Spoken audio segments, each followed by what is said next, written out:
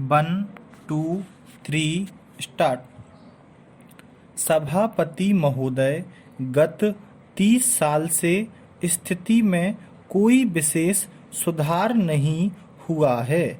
स्थिति के हल के लिए हिंदी भाषा का विकास भी नहीं हुआ है। यह संशोधन केवल हिंदी भाषी क्षेत्रों पर लागू होता है। अन्य क्षेत्रों के बारे में सरकार ने क्या किया है? समय की मांग है कि न्याय पूरे देश में क्षेत्रीय भाषाओं में ही प्रदान किया जाए। इसलिए यदि सरकार सभी क्षेत्रीय भाषाओं में अनुवाद के लिए एक व्यापक संशोधन विधेयक लाती तो अच्छा होता, लेकिन दुर्भाग्य से ऐसा नहीं किया गया है। मेरे मत से भारत सरकार को तथा सरकारी संस्थाओं को भाषा के संबंध में कोई एक आधारभूत नीति अपनानी चाहिए। कोई भी भाषा उन लोगों पर थोपी ना जाए जो उस भाषा को ग्रहण करने के लिए अभी तैयार नहीं हैं।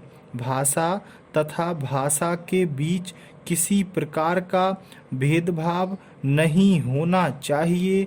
भाषा के संबंध में कोई अनिवार्यता नहीं होनी चाहिए।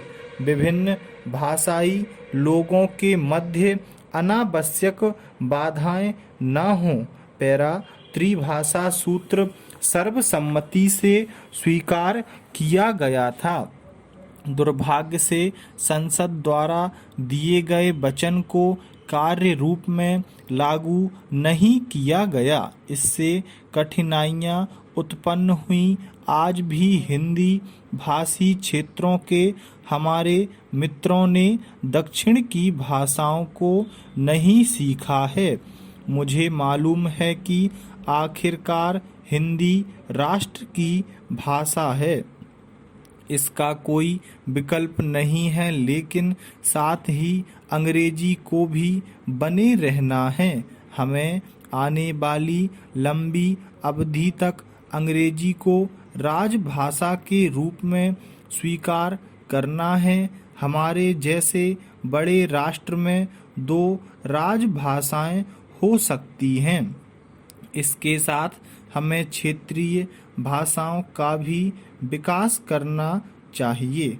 वे क्षेत्रीय भाषाएं हैं, लेकिन हमने उन्हें राष्ट्रीय भाषाओं के रूप में उनके महत्व के कारण स्वीकार किया है। आज हम अधिक से अधिक कट्टरपंथी और संकीर्ण विचारधारा वाले बन रहे हैं। भाषा तो केवल बातचीत का एक माध्यम है।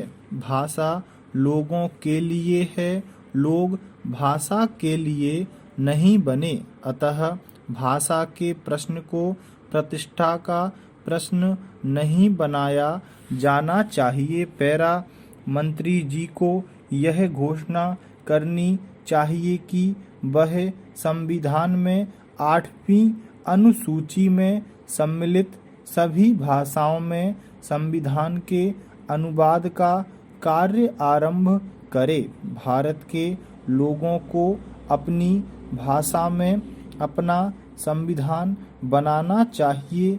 जो संशोधन प्रस्तुत किए गए हैं उनसे स्पष्ट है कि संविधान के हिंदी अनुवाद को प्राधिकृत किए जाने का दक्षिण भारत में कोई विरोध नहीं करता है। संविधान के हिंदी में अनुवाद के कार्य को जल्दी पूरा किए जाने की आवश्यकता के संबंध में सभी एक मत हैं। हम हिंदी को 2 संपर्क राजभाषाओं में से एक के रूप में स्वीकार करते हैं, किंतु यह समय है जबकि हम में से प्रत्येक को आत्मनिरीक्षण करना चाहिए।